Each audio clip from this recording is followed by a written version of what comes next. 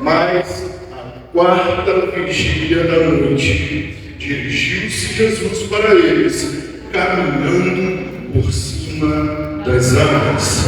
Para concluir o versículo 32 e 33, e quando subiram no barco, a saber, Jesus e Pedro, acalmou o vento. Então aproximaram-se os que estavam no barco e adoraram, dizendo: És verdadeiramente o Filho de Deus. Aleluia, Deus. Glória a Deus. Quero sua atenção, pode se assentar, toma o seu assento. Glória a Deus.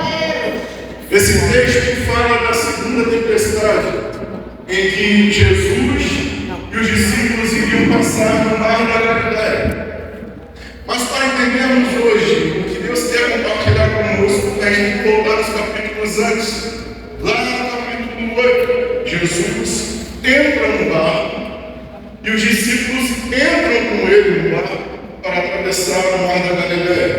A saber, Jesus estava indo para a cidade de Gadara para libertar o endemoniado, que era a porta de legalidade, de atuação espiritual naquela cidade de Gadara, a saber, a Decápolis. Eram 10 cidades.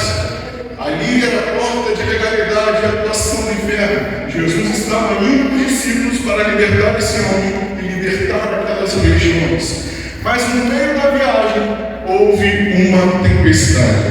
Essa é a primeira tempestade que Jesus e os discípulos estavam passando.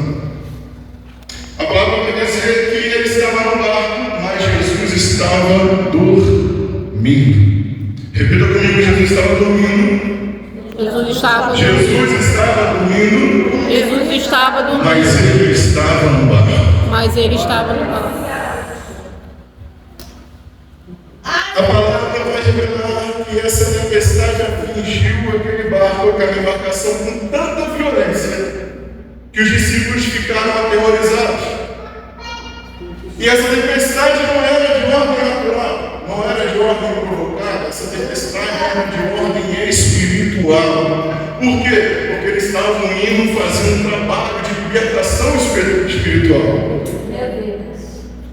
A tempestade era tão terrível que Pedro, Tiago, João e André, que eram pescadores desde sua infância, eles ficaram aterrorizados com a tempestade. Jesus estava no barco. Jesus continuava dormindo. E por que Jesus estava dormindo? Porque Jesus não está preocupado com a tempestade. Ele não está preocupado com as circunstâncias, com o que está acontecendo ao redor. Ele está preocupado com aqueles que estão ali com ele, com a fé daqueles que estão ali com ele. Jesus não está preocupado com as circunstâncias, ele está preocupado com a sua vida e com sua fé em direção a ele. É por isso que quando os discípulos clamam: Jesus, acorda, por favor, socorre. Jesus levanta então para dar uma lição de moral àqueles discípulos. Haja vista que esses discípulos estavam em aprendizado. Eles ainda estavam aprendendo com Jesus. Eles ainda estavam aprendendo a ter fé suficiente para enfrentar as artimanhas de Satanás. Jesus estava dormindo e acorda, e Jesus vai falar para aqueles discípulos: por que temeis, homens de pequena fé? Por que temeis? O nosso Deus, Ele é soberano. Ele é poderoso para nos livrar de qualquer situação. Aleluia. O problema é que, às vezes, queremos estar em determinado lugar, em determinada situação, sem Jesus conosco. Esse é o problema de nós, seres humanos. É queremos atuar sozinhos, sem a presença de Jesus. Jesus estava naquele barco e os discípulos ali desesperados. Por quê? Se Jesus estava ali, eles estavam aprendendo. Glória a Deus. Estou sentindo a graça de Deus. Estou sentindo Jesus nesse lugar. Pergunte a quem está ao seu lado aí, pergunte a ele.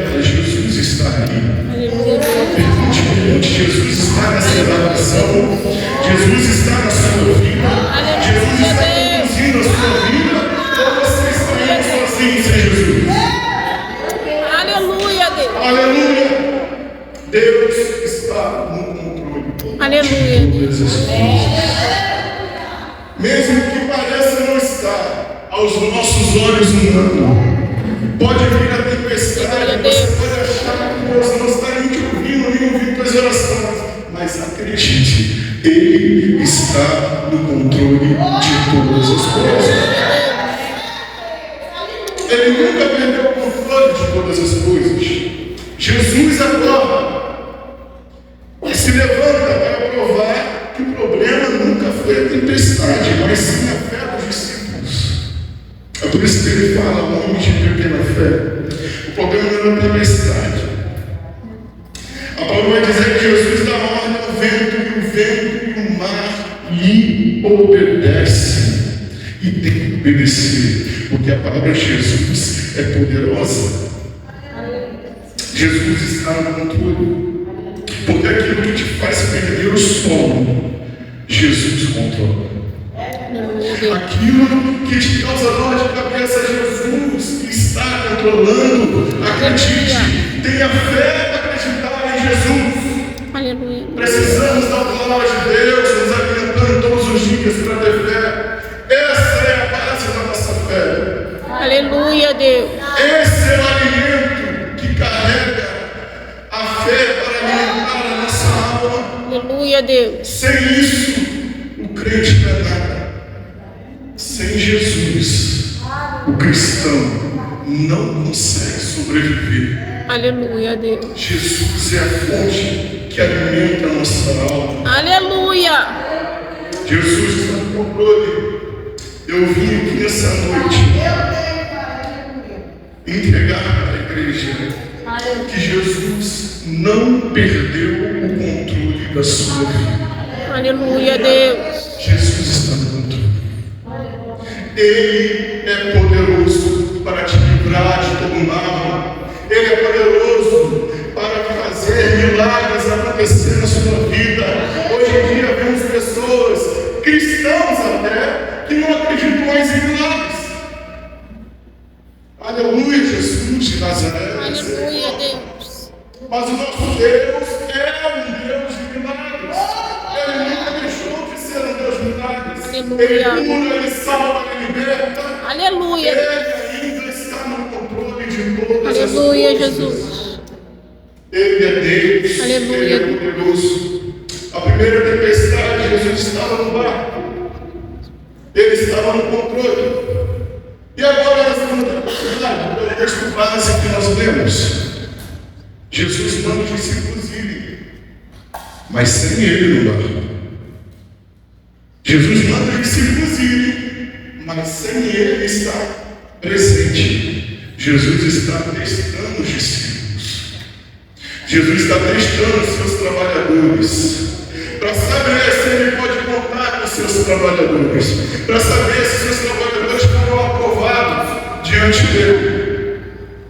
Jesus manda os discípulos, mas sem a presença dele na embarcação. Mas ele não perdeu o controle. E por que ele faz isso? Porque Jesus manda os discípulos, tem um porquê. Eu estava estudando essa semana muito profundamente, que ele nos questiona, irmãos, para saber o porquê ele manda os discípulos sem a presença dele no barco. E eu fiquei admirado como Deus desenvolveu esse estudo na minha mente. Admirado como Deus tratou comigo. E eu quero compartilhar com os irmãos.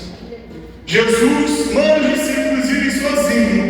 Primeiro, para testar os discípulos, amém? Segundo, porque eles estavam passando por um momento profundo de tristeza e dor. Provam para eu? Provam. Na palavra vai dizer que Jesus recebe uma notícia. E que notícia é essa?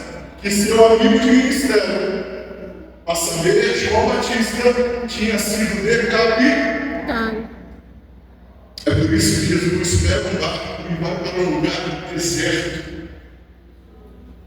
Ele quer ficar sozinho. Ele está triste. Jesus fica triste, irmão. Fica. Estou afirmando que ele fica. A saber, a passagem como Jesus vai até o túmulo de Lázaro para ressuscitar. A palavra vai dizer que Jesus chorou. Jesus passou momentos difíceis. Aleluia. E você acha que você não vai passar? Você acha que não vai vir vento, não vai vir tempestade? Você acha que o inimigo está feliz por você estar aqui? Ele não está feliz, ele vai mandar vento, vai mandar seta, vai mandar tempestade. Mas eu quero te dizer essa noite: Jesus não perdeu o controle. Ele está no controle da sua vida. Ele está no controle de todas as coisas. Aleluia! Glorificado, exaltado. Aleluia, Deus. Jesus não quer ir para o deserto. Jesus quer ir para o deserto. Ele quer ir para o deserto. Pois é. Para ficar o quê? Só? Sozinho. Irmãos, você já recebeu uma notícia triste de morte de algum ente querido? Quem aqui já recebeu uma notícia triste de um ente querido que faleceu, que foi com o Senhor? Você quis festejar? Você quis conversar com alguém? Não. Quando a gente recebe esse tipo de notícia, a gente fica triste. Nosso dia perde a cor. Nós queremos ficar no nosso cantinho. E foi esse o sentimento de Jesus. Jesus passou por dificuldades, nós vamos passar por dificuldades. Mas a palavra de Deus diz que Jesus fala assim: vocês passaram por tribulações, mas são de bom ânimo, porque eu venci o mundo. Aleluia! Glorificado no nome do Senhor. Ele está no controle de todas as coisas. E por que chamar Jesus num barco então? Eu vou dizer, eles foram para um lugar deserto, mas a palavra vai dizer que chegando num lugar deserto, saindo do barco, Jesus encontra uma multidão esperando ele. Uma multidão que estava ansiando ouvir o Jesus. Uma multidão que estava querendo ouvir ele falar. Uma multidão que estava com sede de ouvir Jesus falar. E a palavra vai dizer que Jesus teve um sentimento nesse momento, mesmo sentindo tristeza, mesmo sentindo dor pela perda de seu amigo. Qual foi o sentimento de Jesus? Ele teve compaixão da multidão. E então começou a pregar, começou a ensinar, começou a libertar, começou a curar aquela multidão. Esse é o segredo. Jesus estava ali, ele abriu mão do seu momento de tristeza, do seu momento de dor, para cumprir o propósito de Deus. Ele abriu mão da tristeza que estava sentindo para cumprir o seu propósito. É isso que Deus está falando nessa noite. Deus te trouxe aqui, porque Deus não está preocupado com a conta que você tem que pagar. Ele é poderoso para pagar essa conta. Ele não está preocupado com a tua doença. Ele é poderoso para fazer milagre e curar a sua doença. Ele não está preocupado com o que há de vir, porque Ele é o Deus do amanhã. Ele está no controle de todas as coisas. Aleluia! Glorificado o nome do Senhor. Aleluia, Deus. Só que tem porém, os discípulos não entenderam esse momento de Jesus. Aí vem porque ele não entrou no barco. Os discípulos não compreenderam que enquanto Jesus estava pregando, ensinando e curando aquela multidão, o sentimento de tristeza de Jesus estava indo embora. Aleluia, Jesus. Enquanto você está aqui nessa noite, Aleluia. acredite, Deus está operando na sua vida.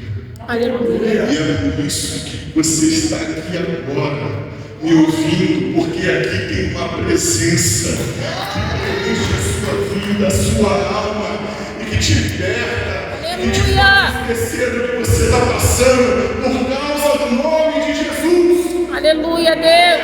Por causa da presença de Jesus. Aleluia, Deus. Aí está o segredo, repito. Os discípulos não compreenderam. E sabe o que os discípulos estavam fazendo? Eles estavam falando assim: ó, Jesus, ó, já está dando a hora. Tem que acabar o culto. Aleluia, Deus. Quero te falar isso, versículo 15. Versículo 15. 15 está escrito. Eles estavam dizendo, a hora é tarde, o tempo é de lugar deserto, a hora é avançada. Jesus, termina esse culto, despede essa multidão para que ela vá comer nas cidades. Jesus não gosta disso. Meu Deus. Porque ele estava pregando, ele estava ensinando, curando, libertando aquele povo. Ele Aleluia. estava cumprindo o seu propósito.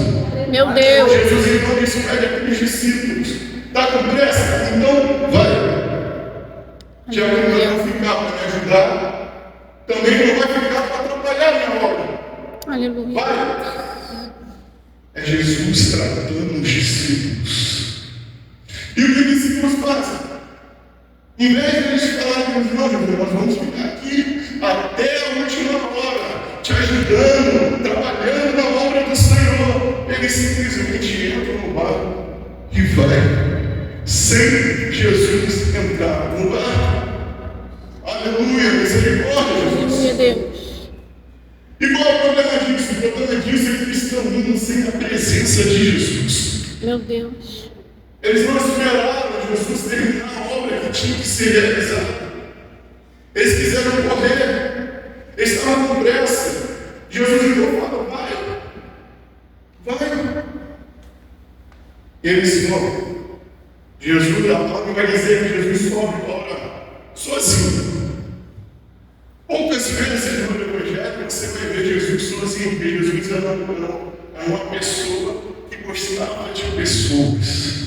Ele sempre estava no meio do povo, conversando, orando, pregando, ensinando. Ele era uma pessoa que gostava de pessoas. Poucas vezes você vai ver Jesus sozinho nos evangelhos. Os momentos em que Jesus estava sozinho era ou orando, ou no deserto, sendo tentado por Satanás e venceu. Graças a Deus, glória a Deus por isso. Porque ele é todo poderoso, ele está no controle de todas as coisas. E outra vez quando levou os 3 discípulos para o monte para orar. E nem os 3 oraram com ele, misericórdia, Jesus esteja comigo. Aleluia. Então Jesus era um homem que gostava de pessoas, mas ele estava vivendo um momento de tristeza. E seus discípulos, ao invés de ficarem ao lado dele, foram. Mas graças a Deus, nosso Deus está no controle de todas as coisas. Ele não nos perde de vista. A palavra diz que ele não perdeu os discípulos de vista. Os discípulos estavam no meio do mar da Galileia, agora já na segunda tempestade, sem a presença de Jesus no barco, passando pela tempestade. E aí vem um parênteses. Jesus não está no barco. Os discípulos estão sozinhos. Essa tempestade que eles estão passando agora é de ordem provocada. Não é de ordem espiritual, porque a primeira tempestade eles estavam cumprindo uma missão de Jesus, uma missão espiritual. Então foi de ordem espiritual. Essa tempestade agora não era de ordem espiritual. Essa tempestade agora era de ordem provocada. E por quê? Porque os discípulos estavam com pressa de irem sem Jesus. Meu Deus. Aleluia! E quantas vezes teremos fazer as coisas sem a autorização de Jesus? Sem a presença de Jesus? Oh, meu Deus. Se tem um conselho que eu posso te dar nessa noite, não faça nada sem Jesus aprovar. Aleluia, Deus. Não faça nada sem a presença do Todo-Poderoso, Senhor dos Exércitos, estar contigo. Não faça nada sem Jesus. Eles estavam com pressa e passaram por essa tribulação. Mas Jesus estava no controle. Ele não perdeu os discípulos do ponto de vista. Ele não te perde de vista. Eu declaro nessa noite que Jesus não te perdeu de vista. Aleluia. Você estar onde for, Jesus não te perdeu de vista. Ele está no controle de todas as Aleluia, coisas. Deus. E o que a palavra vai dizer é que Jesus, na quarta vigília da noite, avistando eles, viu que estava